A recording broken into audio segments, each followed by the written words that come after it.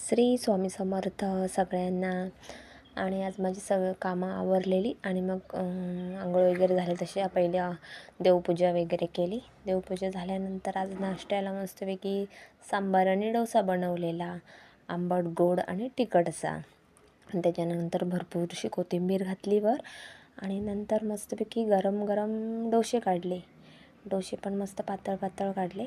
आणि आज काय उशिराच सगळं, कारण की 2 दिवस सुट्टी आहे ना मुलांना नाताळची, त्याच्यामुळे म्हटलं उशिरा. आणि डबे कसे सकाळीच असले की कामं पण आपली रांगी ठरलेली असतात, त्याच्यामुळे ती बरोबर होतात.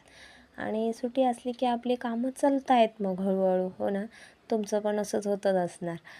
आणि त्याच्यानंतर मुलाला मस्तपैकी नाश्ता वगैरे दिला आणि नाश्ता वगैरे बनवला, अगोदर त्याला दिला. आणि तो बोलतो की मम्मी तू चटणी नाही बनवली. तर मी म्हटलं आज चटणी नाही बनवली, कारण की त्याला चटणी खूप आवडते. आणि हा बघा नाश्त्यानंतरचा हा असा पसारा होता. आणि आता मस्त की हा पसारा आवरायचा आणि मग जेवण बनवायचं.